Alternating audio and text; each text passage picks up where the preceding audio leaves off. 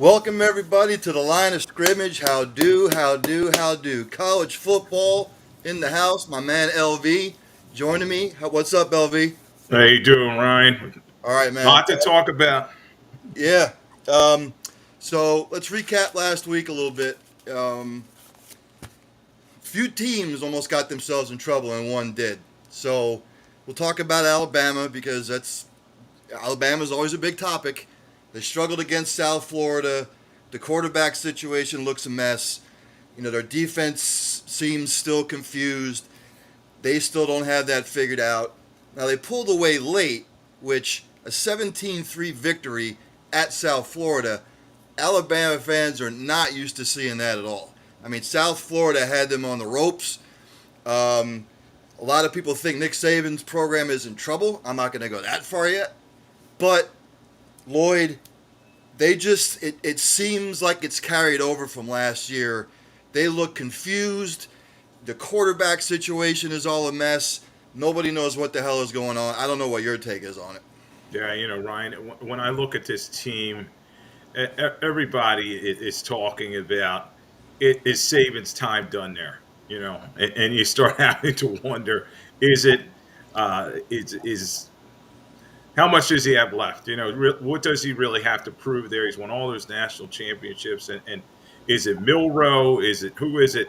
They're going to go back to him this week, and he's lost a lot of coaches over the years that were assistants, like Sarkeesian, and you wonder, does he want to just retire and play with the grandkids? So it's interesting with this team, what they have left, and then quite frankly, the SEC is a tough week in, week out league. There's a tough game every week, and everybody's getting up to beat the bully, which used to be Alabama, but now I'd have to say it's Georgia. Right, and the other thing too is the transfer portal. A lot of it's going to be a lot more competitive than it used to be because a lot of kids that don't start at some of these programs are going to go to some of the lesser programs, and they're going to find it a little bit tougher sledding than it was before. Now, Bama still should be blowing teams like USF out, but again, every program goes through it. It's always cyclical, and we'll just have to see what happens. Another team that sort of struggled, Lloyd. I mean, Georgia. I mean, offensively, they don't look. I don't think it's clicked yet. South Carolina had them on the ropes. It almost reminded me of the Mizzou game last year, where Georgia found themselves in trouble in that one. Now, eventually, they won that game. They won the game against South Carolina, but they still sort of seem like they're trying to feel what their identity is. Yeah, and they lost so many players from that team in the draft. The Eagles seemed like they took all of them, which would, and but then you lose Stetson Bennett, your quarterback, and that defensive Carter and all those other guys, Ringo.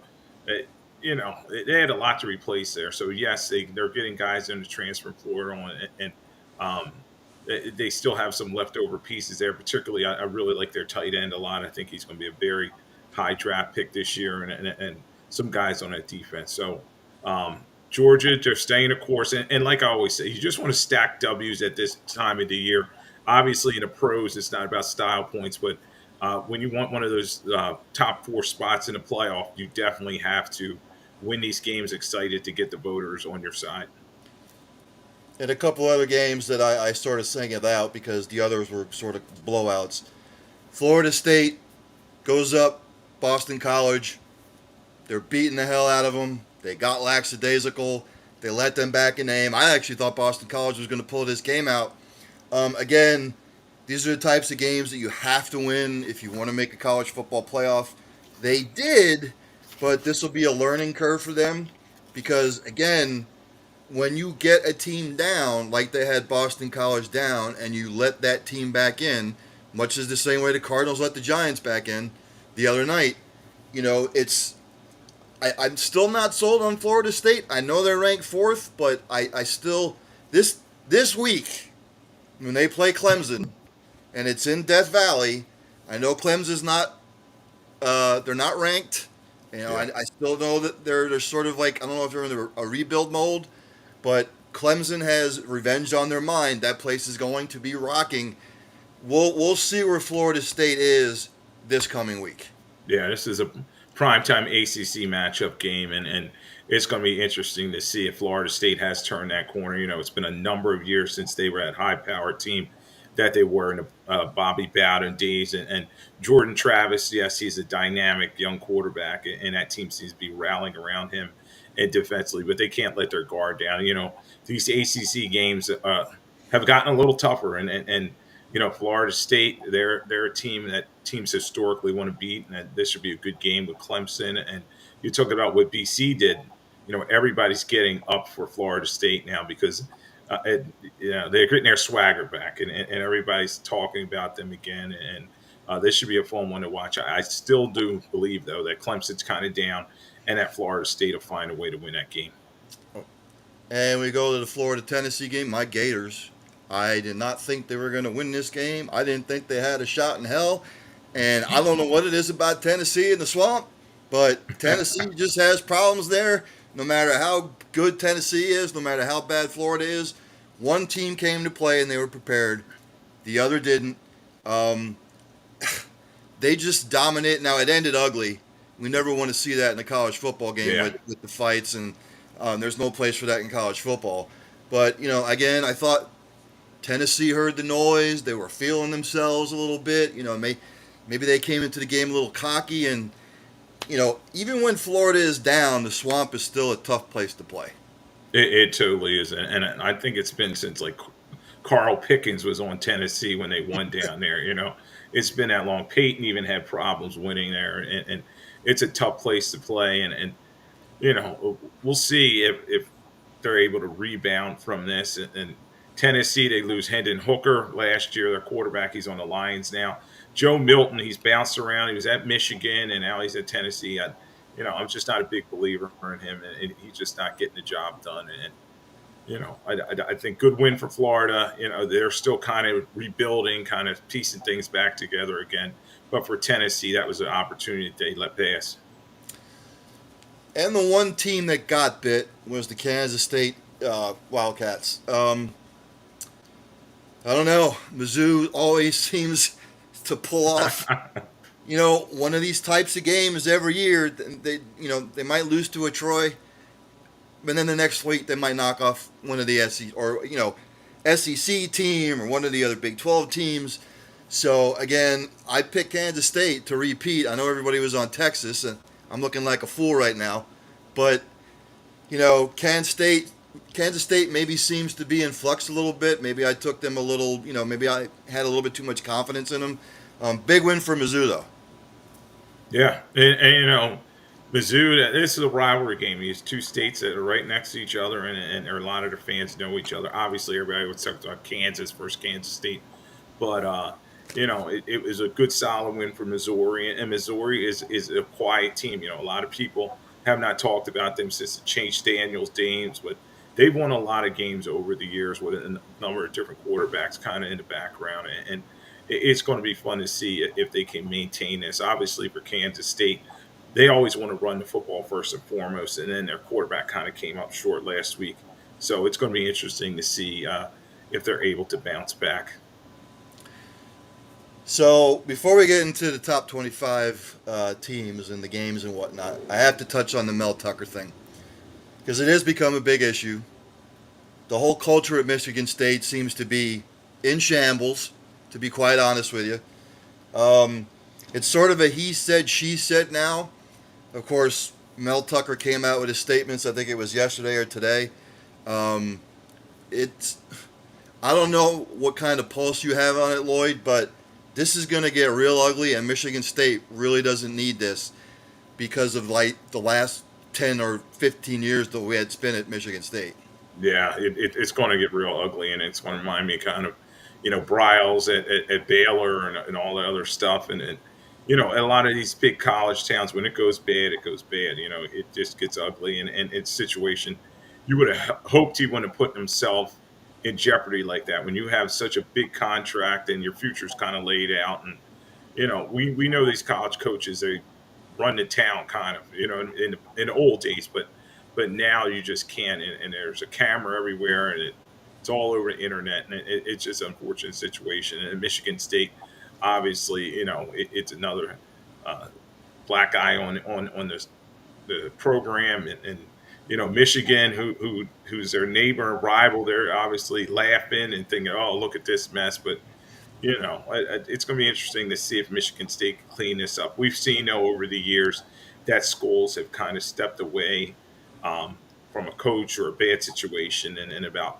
I'll say, about 5 years or so, they kind of turn the page, and they're able to kind of rebuild from there. But right now, Michigan State, it's going to be an ugly situation for the next couple of years, I'd say. Yeah, I mean, because I still owe him 79 mil, and Yeah, they're trying to avoid paying him. I think they probably want this to go away really quickly. yeah, Obviously, we know that that's not going to happen, uh, based on like past history at other schools.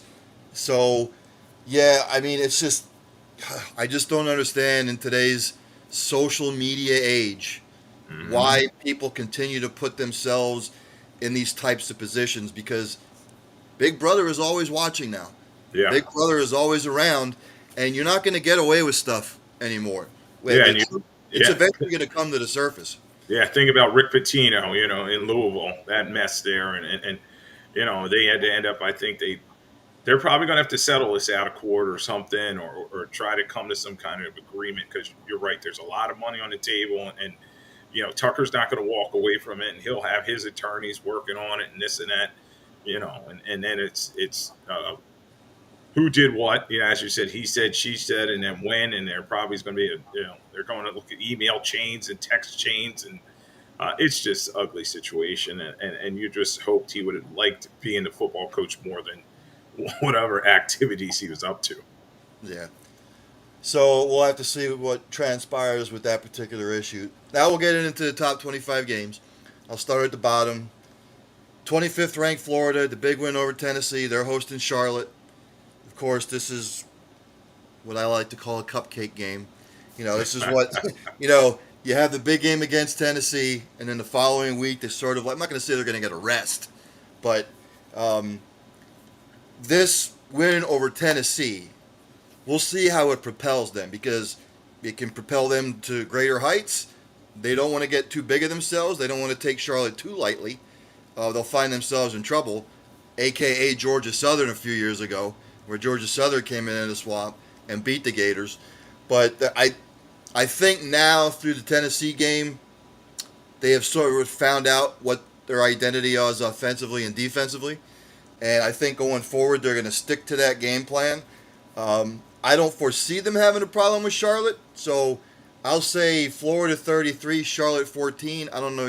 How do you see the game shaking out? Yeah, and I'm not sure of the line, but I'm sure it's very big, and I'd have to say Florida's going to win this one by 2 touchdowns. They should now, even though this is a classic letdown game, and you got to be careful these situations.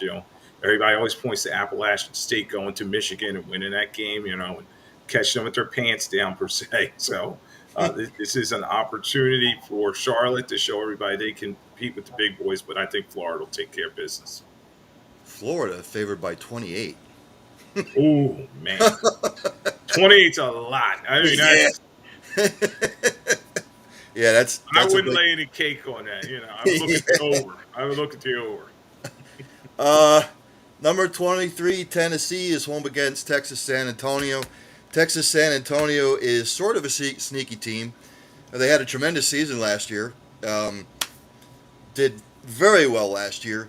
Um, Tennessee, a little bit different beast, though. They're going to be in a foul mood after what happened last week. Um, I, you know, I'd like to see Texas San Antonio stick around for a little bit. Not sure that's going to happen. That place will be rocking in Knoxville. Let me see what the line is. Tennessee's favored by 21, so they're favored by 3 touchdowns. So, I think Tennessee might have a little bit of a hangover to start, but then I think the cobwebs will wear off and they'll probably pull away in the second half. So they'll probably ground and pound it, maybe mix in the pass a little bit. They got to fix some things defensively, but I still don't think they have a hard time. I'm going to go Tennessee 35, Texas San Antonio 17. Yeah, and I would tend to agree with you that Tennessee's going to be able to cover that number. They're going to be angry in this game, and it's almost like a homecoming type of game. They're at home and in Knoxville, and the crowd will be rocking, as you say. And Texas, San Antonio, they had a couple good players last year and that graduated or left the program. So I don't know how much is left in the cupboard. So I think Tennessee will want to. This will be their get right game, and I think they cover that number and then kind of try to move forward. Yeah.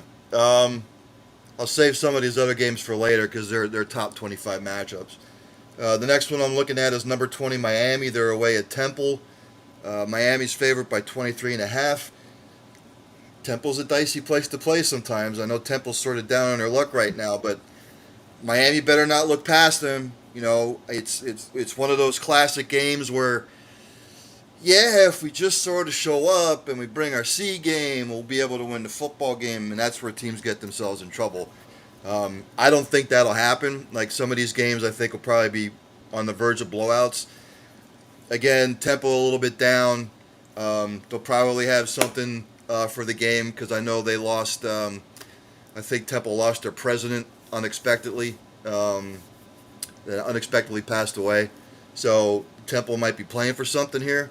But in the end, I just think Miami pulls away probably in the second half again. So I'll go Miami 37, Temple 13.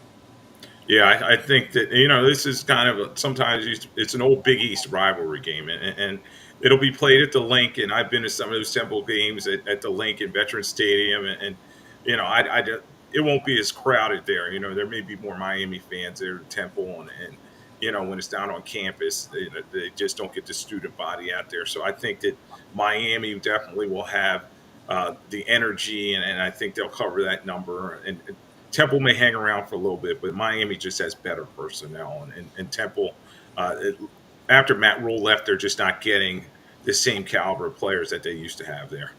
Right. And I have to give a shout out to my man Angel, who's producing today. He's hitting me with the graphics. I didn't know he was going to be hitting me with some graphics today. Congratulations on it. Fine job, my man. Thank you. What's the other game? Oh, number 18 Duke at UConn. Duke favored by 21.5. I've seen where a lot of people were actually taking UConn to win this game. I don't know why. Duke, the big win over Clemson to start. They've let that roll over into the rest of their season so far. They're playing well. UConn, this is a program that really, I don't think, knows where they're at, what to do, where to go forward. I just don't see it.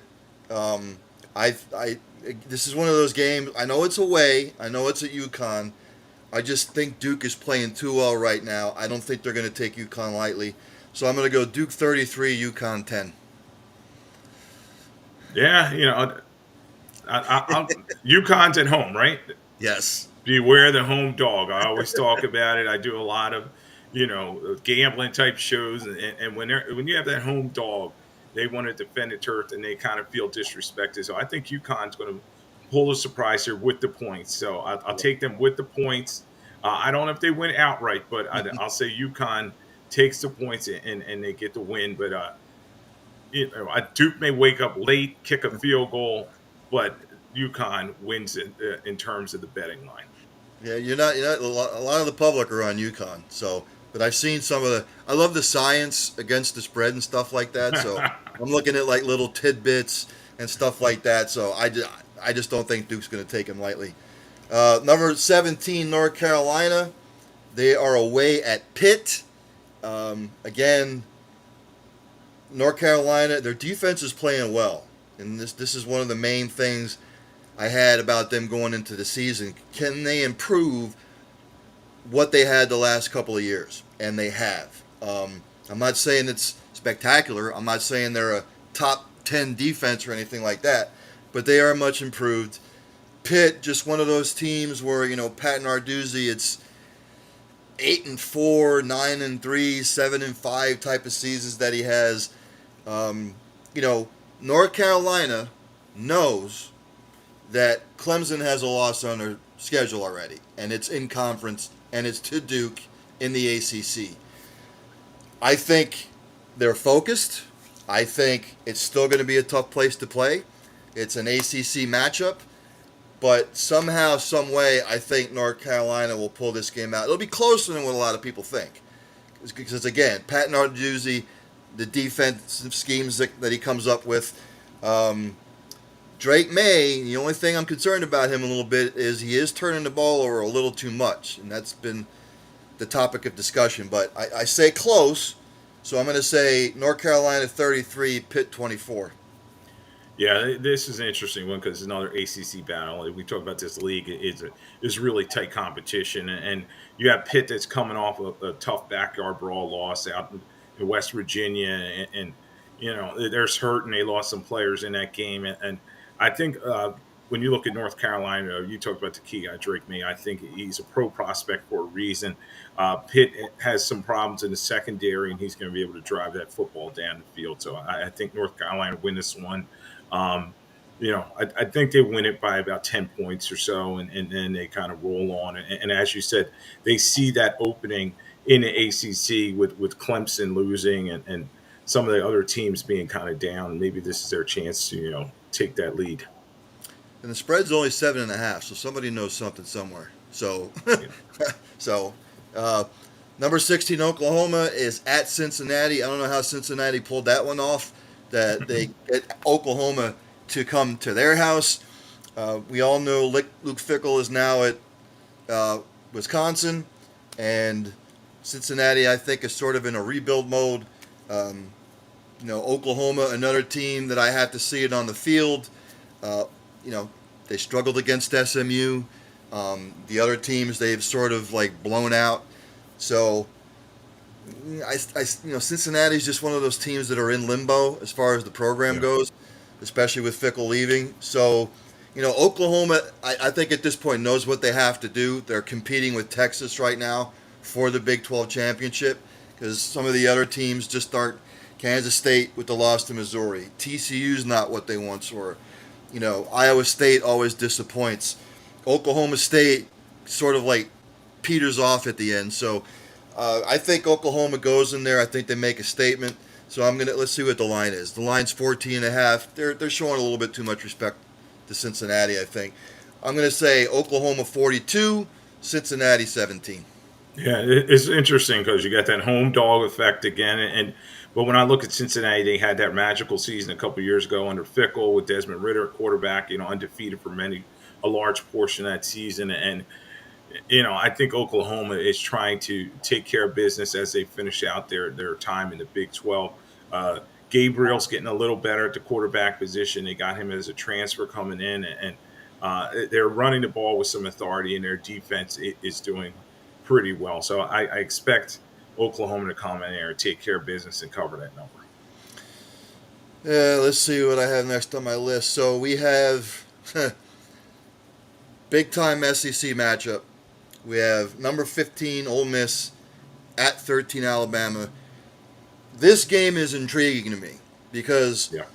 Ole Miss started off the year last year like gangbusters. Then they had to play Alabama and they got waxed. Now, and that was on their home field.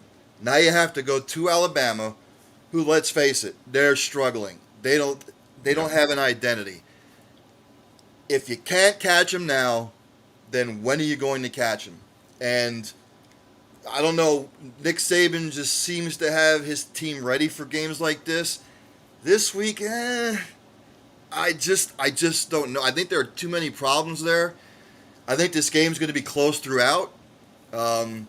Joey B saying Ole Miss plus the So I got to be honest with you, Lloyd. I'm going to take Ole Miss to win this game. I'm going to say Ole Miss 31, Bama 27. Oh, you're going outright. Wow. Yeah. And the interesting thing is you have a team, it's revenge on their mind. As you said, last year they get blown out, they get embarrassed, and it was on their home field. And now Alabama's looking very vulnerable. We talked about Milroe earlier. Yes, they moved him back to quarterback spot, but that's like for now type of situation. And is Saban really interested in this game? So it's going to be fun to see this battle. It's old time SEC matchup, and I would tend to agree with you that Ole Miss is ready to pull, the upset. It may not be outright, but I definitely think with the points they can win this game. But they're definitely going to put if you're talking money line, they're going to put a scare into Alabama. Alabama may pull it out at the end, and it may be down the road where Alabama's embarrassed further, maybe by Auburn in an Iron Bowl or something like that. But this Alabama team is not as complete as past ones, and this is going to be a tough game for them. Now, Alabama is only favored by 6.5. So, Vegas knows the struggles that Yeah. Alabama's having right now. So, when's the last time you only saw Alabama at home only less than a touchdown favorite? Yeah. Another intriguing matchup in the pack. I guess we're going to call it 0. So, we got number 14 Oregon State at number 21 Washington State. Both teams undefeated. Both teams playing well. Oregon State has a fantastic defense. We know, I'm not even going to try to pronounce his name, DJ Uyunglele. So Yeah. that's my he Former goes Clemson quarterback. yeah, goes to Oregon State. Washington State was sort of one of my sleepers along with Oregon State to win the Pac-0. So this is a pick'em game to me because I know it's in Pullman. Oregon State with that defense, though, they travel with that defense. But Lloyd, I can't even. This is going to be one of the games of the day for me, just because they're mirror images of one another right now. And if there were still ties in college football, I would pick the tie. But I have to pick somebody, so I'm going to say Oregon State 30, Washington State 28. Wow, and it's going to be a close game, and as you said, this is one of the rivalry games of the almost done Pac-12, and but I look at the home team here. Washington, Pullman's a tough place to play. You see teams go there all the time, and they kind of fall into a malaise. They turn the football over a couple times, and the next thing you know, Washington State's pulling off a big upset. So I think that Washington State is got an opportunity to kind of step forward here, and I think they beat Oregon State in a surprise. Wow, and Oregon State's favored by 3 on the road. So I'll go outright. I'll go with that. Oh wow! All right, that's the first. That's the first double take for me. Let's see what else we got here. Oh, number 12, LSU is home to Arkansas. Don't sleep on this Arkansas team. Don't sleep on this Arkansas team. They're playing really well. LSU with the opening loss to Florida State. They've seemed to bounce back from that. Jaden Daniels playing well. Prayers out to the player from LSU. He had emergency surgery. They think he might have a brain tumor. I can't remember I can't remember the player's name. I can't remember his name. Yeah. But prayers to him and his family and his friends. LSU at home, Death Valley. They're not going to take. They learned from the Florida State game. They're not going to take. They're not going to take Arkansas lightly. Let's see what the spread is on this game. Give me a second. LSU's favored by 17.5. Vegas giving LSU love in this game. I don't know if they're going to cover the spread, but I still think LSU wins. I'll go LSU 31, Arkansas 17. We've seen it. Yeah. If this game was in Little Rock or something, in Arkansas, I definitely say they'd have a chance to win this one. But I think, Death Valley, everybody's going to be, everybody's going to be hyped up there, getting ready for LSU. And as you said, they lost earlier in the season in the Florida State, and this is their chance, to get them rolling in their crowd. And I think, even though it's a rivalry game, LSU wins this one. I don't know about covering that big of a number, but Daniels is definitely he's working with the weapons that they have. They have some good receivers again. The running backs going, and he can run the ball as well in those RPO plays. So I think LSU wins this one, probably by like 10 points or so. And Joey B says, imagine Alabama losing 2+ games at home this season. Possibly. You don't know. It could. Yeah. Could happen. But I don't think so. No. Then we have number 11 Utah, another Pac-0 game. It's a matchup of top 25. They are hosting number 22 UCLA. Kyle Whittingham, you know what you're going to get with Utah. You're going to get tough-nosed defense. You're going to get a well-balanced offense. I've liked what Chip Kelly's done with the UCLA program. Utah has been in these types of games time and time again over the last 4 or 5 years. They know how to win them. See what the spread is on this one. Just give me a second here. And Utah's favored by 4.5. So Vegas giving a little love to UCLA. Utah's at home.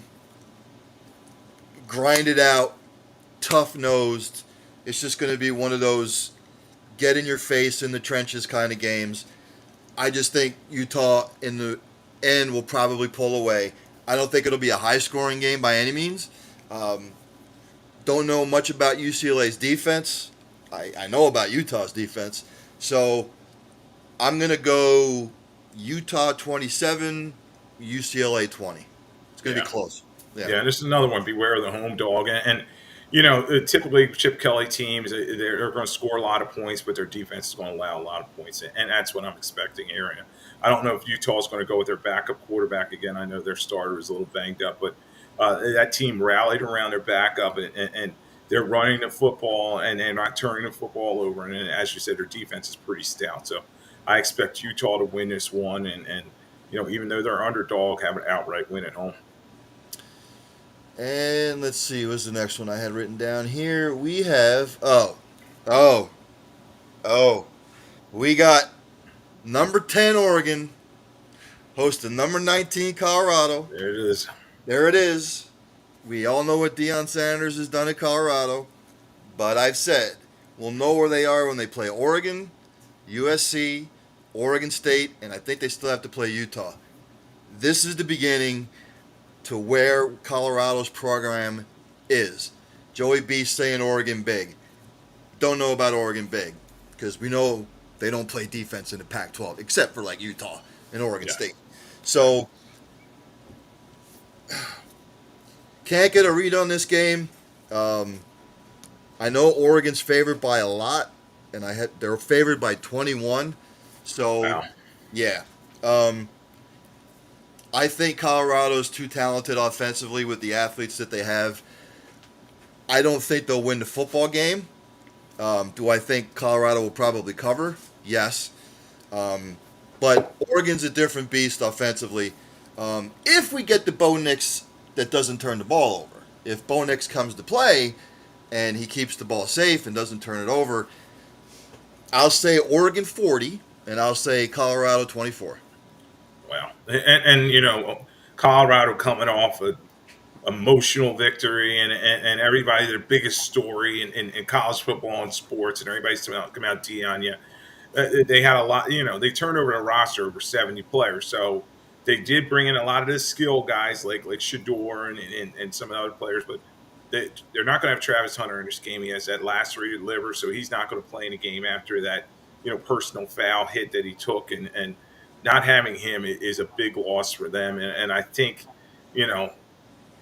their problem is their offensive and defensive lines just are not where they need to be at this point in the season. 3 very good victories for Colorado, but, take nothing away from it. I just think Oregon is another level, and it's a road game. So I think that Oregon wins this game, but as you said, I just don't know if it's that big of a number. Maybe take Colorado in the points if you're betting on it, but I think Oregon wins this one. And Joey B says Colorado. Yeah, they are banged up. He says Oregon's going to roll. I don't know if they're going to roll, but I still think Colorado will pull it. Again, you said offensive line, defensive line, too much, different beast. Now you're talking about the top echelon of the Pac 0. So yeah, there's that game, and then we go to probably one of the biggest games on the slate. We have number 9 Notre Dame hosting number 6 Ohio State. Sam, the man, Howell for Notre Dame seems to be the answer. He's brought a different level to the quarterback position this year. Ohio State still trying to figure out the quarterback. I know they settled on a starter, but Lloyd, I just don't see enough out of Ohio State offensively, especially with the quarterback position. Notre Dame has that position solidified. A revenge game. Notre Dame's at home. You know, South Bend is going to be rocking. Um, Yeah. I don't know what. Let me check the spread real quick. I'll give you a second. Ohio State's favored on the road by 3. Mm. I just, I just don't see it. I just think Notre Dame's playing too well. I know we're coming up in competition with Ohio State, but I just see Notre Dame being at home with revenge on the mind. I think Notre Dame wins this game. It's going to be Notre Dame 31, Ohio State 21. Yeah. Well, and this is a interesting tidbit to this. Notre Dame has not beaten Ohio State since 1936, so this is a big situation for them. They're going to want to get this W. And as you said last year, they were close, but they couldn't finish the job, and now they're a 3-point home dog, and that's huge. So you talk about McCord, the Ohio State quarterback. Yeah. Kind of a nondescript kid. I've been watching him since he was at St. Joe's Prep here in Philadelphia area, and he always kind of leaned on the town around him. Now, the key, obviously, is can Notre Dame's secondary keep up with Marvin Harrison Jr. and the rest of that receiving core of Ohio State? They're going to want to throw the ball all over the place. But I expect Notre Dame to get a timely turnover or something that's going to turn this game, and I expect them to win the game, and I'll say outright. And then, that 3 points will also help the situation as well. But it should be a good game to watch. It's going to be a national TV, and everybody's talking about Hartman coming over from Wake Forest, and he's like a 5th-year, 6-year guy. He looks like everybody's father on the team, but they have rallied around him. They found they've been trying to find a quarterback for quite some time there, probably since the Brady Quinn's days, and this is a pretty talented Notre Dame team. I know everybody is always hyping them up, but they may be as good as that '93 squad that kind of competed for a national championship. Yeah, Joey B says quarterback play will dictate the game. Notre Dame just has it. I agree. Number 8, Washington hosting Cal. Um, what can you say about Michael Penix Jr.? He's just playing phenomenally. Um, Cal's just outmatched. Washington's going to be at home. I know they caught Michigan State last week with the whole situation in Michigan State. They blew them out. You expected them to. Cal's just one of those Pac-12 teams that goes 7-5 or 6-6 every year. So Washington will have no problem. The spread is Washington by 20.5. So Vegas giving California a little love. I don't see it. I think Washington blows them out. I'm going to go Washington 49, California 17. Yeah, I would tend to agree with you that Washington's going to blow them out in this one. Penix Jr. throws one of the best balls in the league, and I've been watching him after he transferred from Indiana, and he's coming along very well, coming back from a knee injury, and he's looking at a solid NFL pro prospect. And when you talk about Cal, you're right.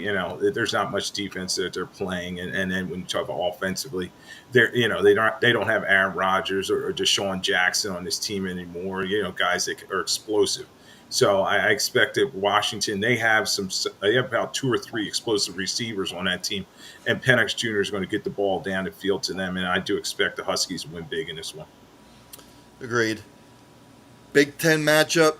We got number 7 Penn State hosting number 24 Iowa. I don't know, Lloyd. I don't know if the Cade McNamara experiment's been successful at all yet. We know Iowa plays defense. Now their offense is greatly improved over last year, but there's just Penn State, Happy Valley. It'll probably be a whiteout game. Drew Alar really hasn't looked all that impressive so far this year. It's going to come down to the battle of the 2 quarterbacks. We know what Penn State's defense is. Their defense is spectacular. Iowa plays spectacular defense, but I just think at home. See what the line, see what Vegas has. Penn State's favored by 15. So, Vegas probably really doesn't trust Iowa's offense at all.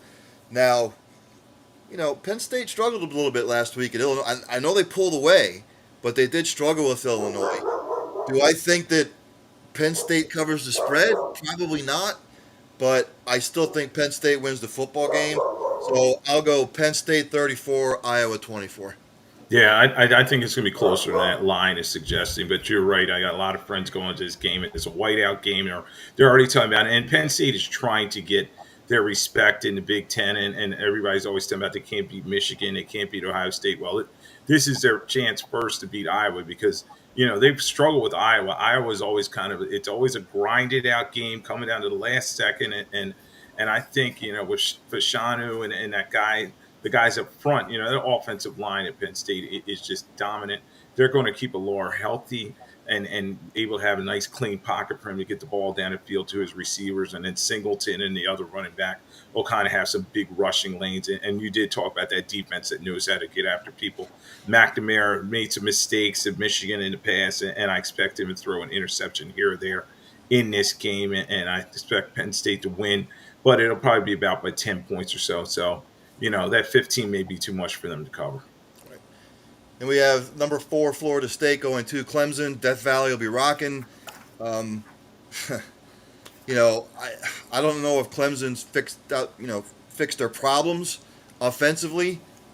I haven't seen it yet. I know they've been blowing some of the lesser teams out over the last couple weeks, but I think Florida State finally has the horses. They got past BC. They barely escaped. They're not going to let that happen again. They're going to be focused. I know it's back-to-back away games. Florida State's only favored by 2.5 on the road, but this is just showing Clemson respect, from previous seasons. If you want to be the big dog, you have to beat the big dog. And I think this will be I think both teams will come to play. Death Valley will be rocking, but I just think Florida State has the horses now and they pull away. I don't think it's going to be an offensive explosion by any means. So I'm going to go Florida State 30, Clemson 20. Yeah, I like what Jordan Travis is doing there, and he's looking very comfortable in this offense. And I think Florida State is going to use their speed and getting to the edge in terms of just running past Clemson. Clemson's had some problems in terms of defensively stopping the big play. So I expect that Florida State will hit a couple long passes, maybe some long runs, and then their defense is getting better week by week. So I say Florida State wins this one and covers the number. Then we have number 3 Texas away at Baylor. Everybody says Texas is back, and they seem like they are. Looking for the spread here. So Texas is favored by 15 on the road. We know in the past, Waco was a tough place to play. Not so much anymore. I just think that program's in limbo. I don't think they have an identity. Texas starting off 3-0.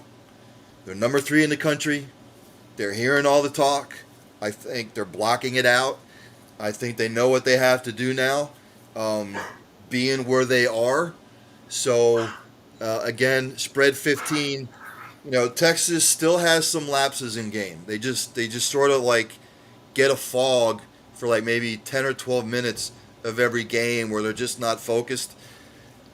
They might do the same thing here. I don't know. It's an away game. But again, Lloyd, you have to protect. There's still kids. They're 18 and 19 and 20-year-olds.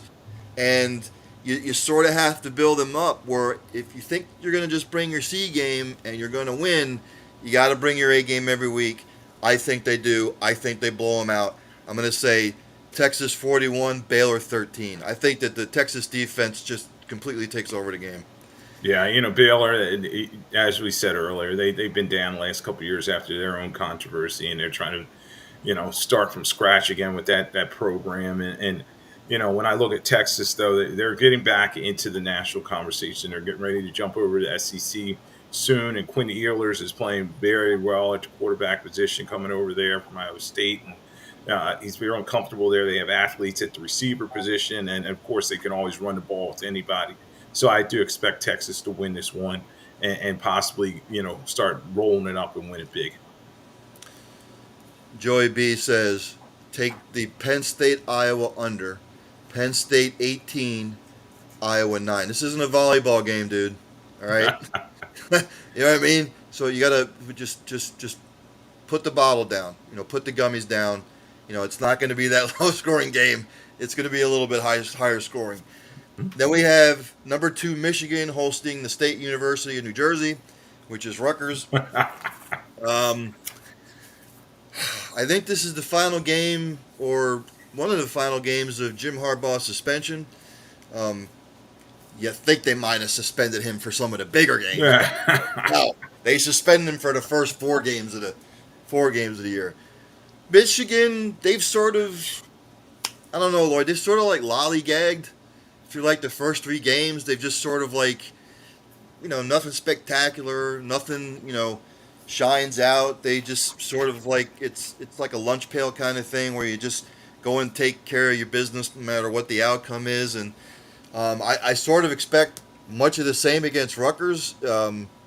We know in the past Rutgers has this tendency to maybe knock off a big boy every once in a while. I don't see it. Michigan's favored by 24. But I will say this about Michigan. When the spread's high, they normally don't cover the spread. So, do they cover the 24? I don't know. It's at home. It's Rutgers. I don't know what Rutgers is all about. Don't know enough about them.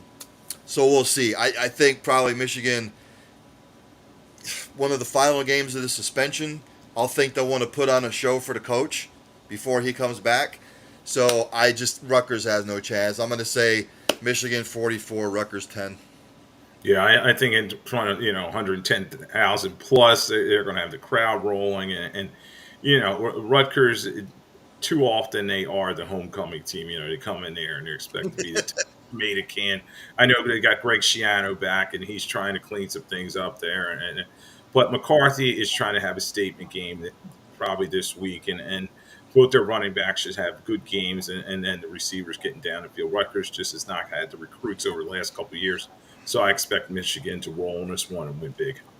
Yeah, I mean, I know Rutgers is 3-0, but I mean they beat Northwestern, they beat Temple, and let's face it, the Virginia Tech program is not what it once was. And Yeah, so they're stepping up in class here. exactly. And then we have number 1 Georgia hosting UAB. So this is another one of those. We played a tough SEC opponent. Now we're following up with a breather game in UAB. So, again, Lloyd, Georgia, I don't think they've put a full 60 minutes together. You see it in spurts. They messed around with South Carolina. Now they got themselves out of it in the second half. But, again, it's believing your own hype. And when you leave a team like South Carolina in the game, you leave a team like South Florida in a game against Alabama, that other team continues to gain confidence, and we can hang. We can win this thing, or we can hang right till the end. I don't see it in this game. I think Georgia's probably going to blow them out. The spread's 42. Again, they normally say when the spread's that high, you're supposed to take the favorite. I think that's a high number for Georgia. UAB is 1-2. Don't know much about them. I think Lane Kiffin's their coach, right? Isn't it? UAB. Yeah, they have a pretty high-powered coach, right? Well, Ole Miss. Lane Kiffin's at Ole Miss. Oh no, I forget who it is. They have a I forget who their coach is. They have a pretty. It's an NFL guy. Let me look that up. But Can't remember. yeah, go ahead. I'm drawing a blank. Yeah, But go ahead. UAB is lucky if they score 10 points. Maybe late in the second half when they're getting blown out and they put the scrubs in. So I'm going to go, Georgia needs style points at some point. And this is the game to do it. So I'm going to say Georgia 50, UAB 9. How's that? Wow. You know what it is? I messed up. It's Trent Dilfer. That's who it is. Okay. So Trent Dilfer's talking a big game here at UAB, and he's going to bring the program back and this and that. And, he can try to talk this up as much as he can. And we know what Georgia's all about. Georgia is trying to increase their resume, get ready for the SEC championship game, get ready for the the Final Four, and go from there. So I do think they win this game big, but. Ooh, at 42, that's a lot of points to cover, But I'll say, surprisingly, they do it. Maybe they kick a field goal at the very end, just to help their alumni and get the cover. So yeah, so I say Georgia wins this one, and surprisingly they cover that 42 points. There you go. So before I get to my against the spread picks, I don't know if you have any. What are you looking for this particular week in college football? I know we have a lot of big matchups. We're starting to get into the nitty gritty of the schedule now. So, what are you looking for? What are the best possible matchups for you this weekend? Yeah, I definitely like most of the ones that we highlighted, but I definitely want to see Ken Penn State step up with a lower in that group. They've been talking a big game. They're saying that this is the year that they could possibly win the Big Ten because we talked about the Harbaugh suspension, and then Ohio State is just they don't look right. So Penn State stepping up in class with Iowa, this could be a trap game. I want to see them take care of business. Obviously, the biggest story in sports and college football, you want to see can Colorado go on the road and compete with Oregon, without Travis Hunter and Ken Shador keep his Heisman race going forward, and that's going to be a big game. Obviously, Ohio State and Notre Dame, that's probably the number one matchup that I want to see. I want to see, Ken McCord step up and be that big recruit that they thought they were getting when he went to Ohio State because Notre Dame seems ready to play. And as you said, this game's in South Bend. So looking forward to all these games. And I'm just glad that we're getting some quality matchups. As you said, there was too many Penn State versus Delaware games Yeah, out there. You just want to see some of these teams start playing, better competition. I'll just add a couple of games, the ones that you highlighted. Obviously, um, Florida State. You can talk all the talk, you can talk all the smack, you can talk all of this junk, but can you beat Clemson in Death Valley? Death Valley. If you want to be the big man, you got to beat the big man. And this is the first telltale sign to take Florida State seriously. If they win this football game, then I'll start taking Florida State seriously as, not only for the ACC title, but for a national championship. So that one. Obviously, the Ohio State Notre Dame game, which can Ohio State come out of this game knowing what their quarterback situation is? Because Notre Dame has that position down solid, and we'll see. I think that's going to be a close game. And the other one I had highlight was Alabama. Ole Miss. Ole Miss. This is the year to take advantage of it. This is the year to knock Alabama off. And if you can't do it this year, when are you going to be able to do it? So, and on the flip side, Alabama, how is Nick Saban going to get this group Yeah. fired up for this particular game after what he witnessed this past weekend against South Florida? So, those are the three games that I've highlighted. So many good games on this weekend. Thank God, finally. Yeah. I won't be changing the channels much. I'll be just like watching the screens and stuff like that. So, um, now to get to the against the spread picks. Do you have any? Who do you like to cover, my friend? Oh, well, we kind of were talking about a couple of those, but to cover, I mean, I would definitely take Notre Dame as a home dog and those 3 points. Um, I would say take Iowa in a close game, so I would say take those 15 points, and even though I think Penn State will win that game, and I did like Utah to also they're a home dog as well, so. Definitely when a team's a home dog, you definitely got to look at those points because there's a pride factor involved there. Yes. Thank you, Angel. There's the sponsors. Pete's Famous Pizza, Mustaki Authentic Gyros, Money Line. Oh, we got sponsors for the Money Line, for the picks. Outstanding. I like it. So, the first 3 weeks, I went 11-5 against the spread, and I picked 10 games last week, and I got my ass handed to me. I went 3-7 last week. So, look, you're not going to have a winning week every week. I'm not a shark. I don't pick against the spread for a living. I've got 1, 2, 3, 4, 5, 6, 7, 8, 9 picks this week that I like. First, I like Kentucky minus the 14.5 against Vandy. I like the way Kentucky is playing. Vanderbilt, they're just, what can you say about Vanderbilt and that program? I don't know what the program is. I don't know what they're about. They always seem to struggle. Sometimes it's a basketball school and a baseball school. It's not a football school. I like Kentucky minus the 14.5. Georgia Southern minus 8.5 against Ball State. Georgia Southern playing well. I think they're 3-0 against the spread this year. Ball State, middle of the pack, middle of the MAC conference, year in and year out. Georgia Southern just playing well. I like them. I like Louisville minus the 13.5 against Boston College. How is Boston College going to pick themselves back up, after that heartbreaker against Florida State? Louisville, surprisingly, 3-0. They're just playing well on both sides of the football. I just think they're going to catch BC at like the opportune time. Rice minus 2.5 against South Florida. Again, it's on the road, but again, South Florida, how are you going to pick yourselves back up after the heartbreak to Alabama when you had them on the ropes? I also have Arizona minus 9 against Stanford. Arizona, again, one of the teams that are playing well. Stanford sort of in a rebuild. We all know about the Pac-12 mess in the offseason. I think, Arizona's going to catch them at the right time. So Arizona minus the 9.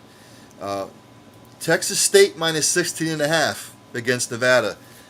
Texas State, they knocked off.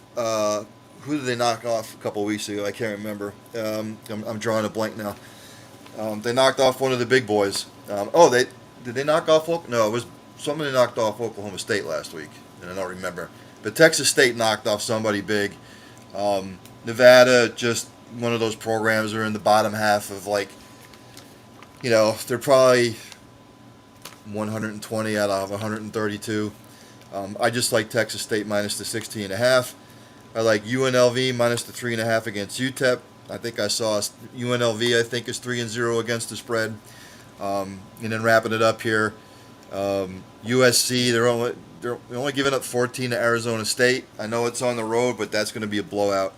And then the last one I have is Washington minus the 20.5 against Cal. Washington at home against the weak Cal team. Yeah.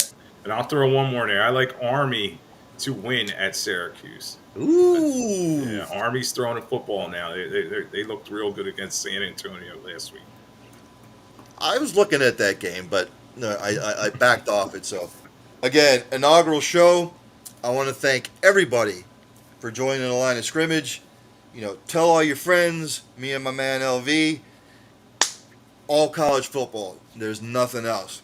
Picking games, going through the news and notes from the previous week, everything updated. So I want to thank everybody. I want to thank my man LV for joining me yet again. Thank you, sir. Thanks. And again, thanks to everybody. Tell all your friends. The Line of Scrimmage with me, Ryan Neff, and my man LV. We'll see you next week, everybody. Thank you.